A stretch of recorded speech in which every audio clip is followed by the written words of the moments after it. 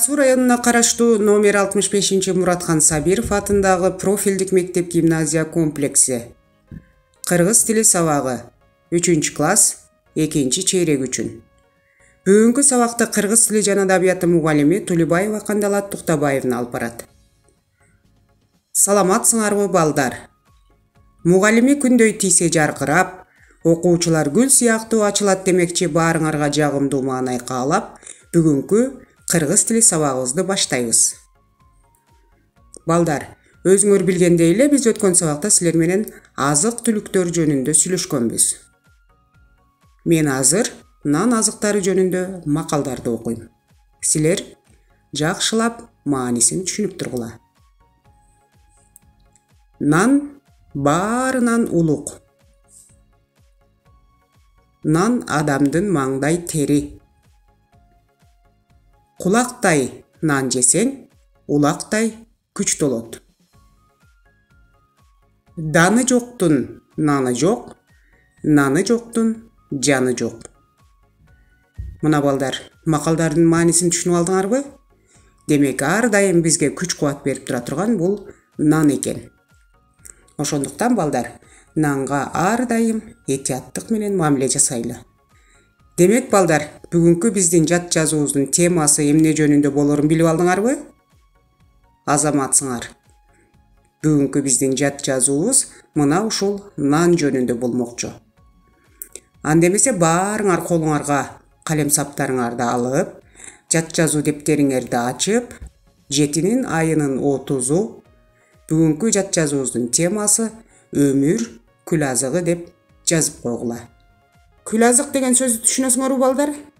Күл азык деген көпкө сакталуучу тамак деген маанини түшүндүрөт экен. Жазып алдыңарбы балдар? Анда калем саптарыңарды коюп, бүгүнкү сабактын максаттары менен таанышып алалы. Бүгүнкү сабакта силердин алган билимиңер, орфографиялык жана пунктуациялык билгичтиктериңер текшерилет. Бүгүнкү сабакта текстти кунт коюп угуп, маанисин түшүнүп аласыңар. Уккан сөздөрдү катаасыз, таза, сулуу жазууга умтуласыңар.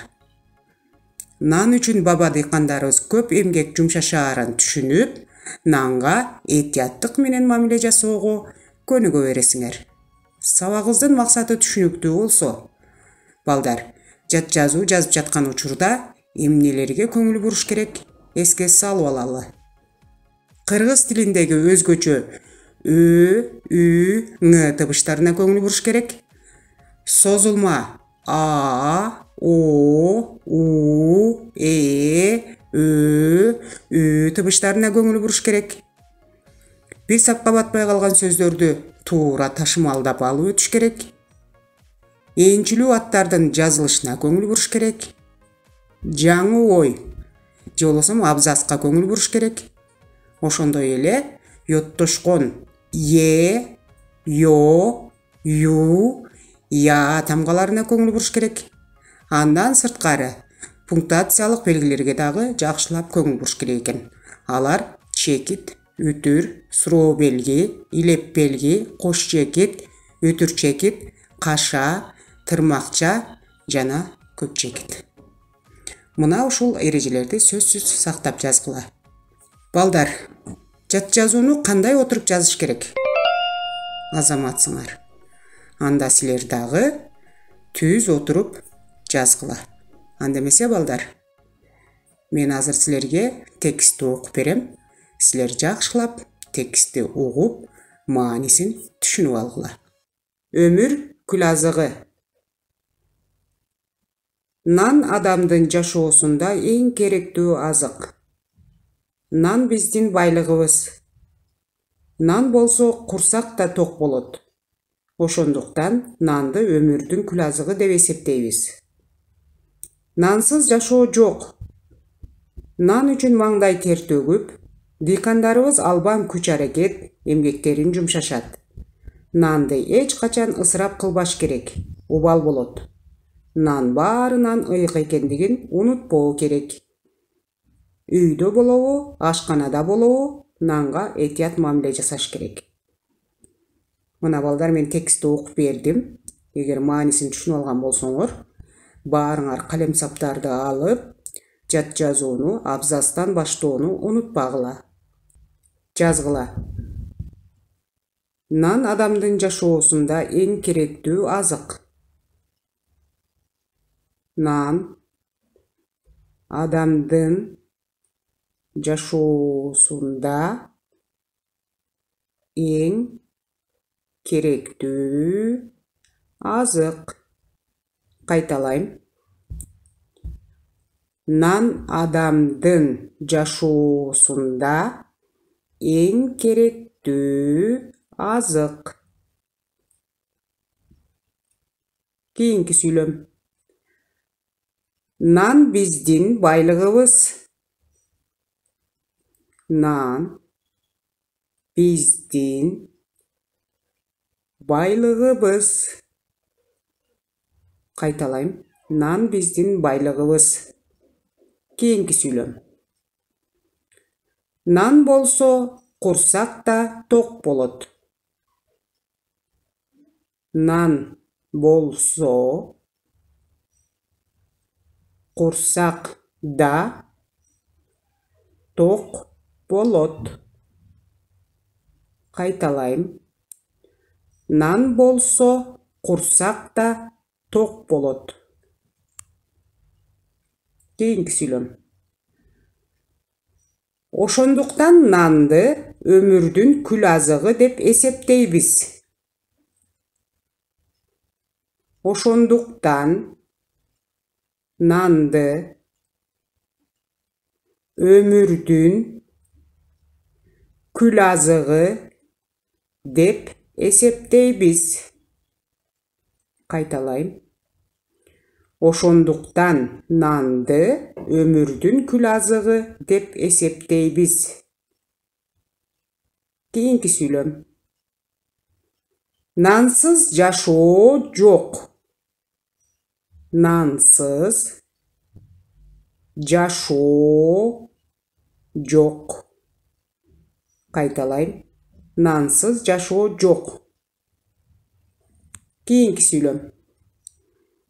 Нан үчүн маңдай тер төгүп, дыйкандарыбыз албан күч аракет эмгектерин жумшашат. Нан үчүн маңдай тер төгүп, дыйкандарыбыз албан күч аракет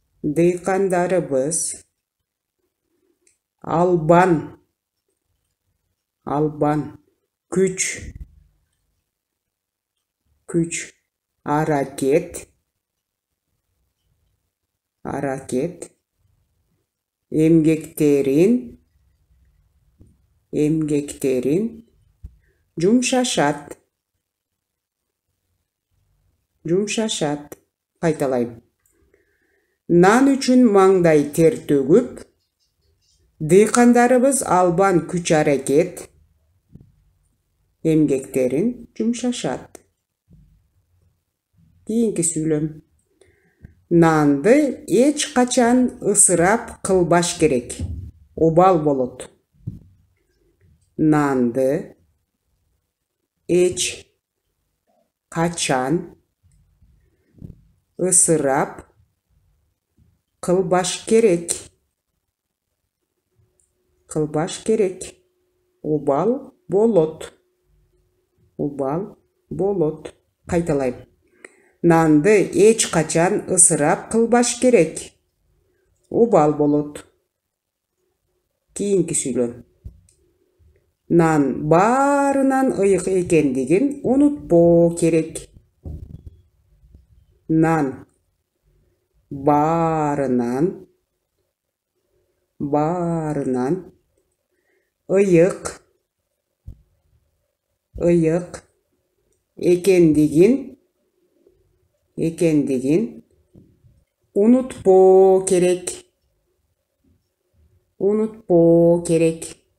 Нан баарынан ыйык экендигин унутпоо керек. Кийинки сүйлөм. Үйдө болобу, ашканада болобу, нанга этият мамиле жасаш керек. Үйдө болобу,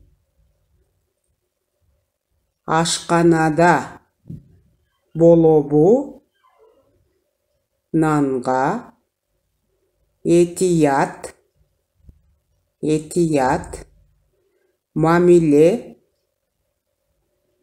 мамиле жасаш керек. Кайталайм. Үйдө болобу, ашканада болобу, нанга этият мамиле жасаш керек. Мына балдар жазып бүттүк. Анда эмесе мен текстти да бир сыйра окуп берем. Силер жакшылап текшерип, тыныш белгилерин коюп алгыла. Өмүр күл азыгы. Нан адамдын жашоосунда эң керектүү азык. Нан биздин байлыгыбыз.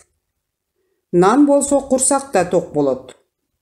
Ошондуктан нанды өмүрдүн күл азыгы деп эсептейбиз. Нансыз жашоо жок. Нан үчүн маңдай тер төгүп, дыйкандарыбыз албан күч аракет, эмгектерин жумшашат. Нанды эч качан ысырап кылбаш керек, убал болот. Нан баарынан ыйык экендигин унутпоо керек. Үйдө болобу, ашканада болобу, нанга этият мамиле жасаш керек. Жат жазууну жазып бүткөндөн кийин балдар WhatsApp аркылуу мага тартып жөнөткөндү унутпагыла. Ал эми силердин жазган жат жазууңарды жогорудагы баалар күтүп турарын эсиңерден чыгарбагыла. Мына ушуну менен сабагыбыз аяктады. Кийинки сабактардан жолугушканга чейин саламатта болгула.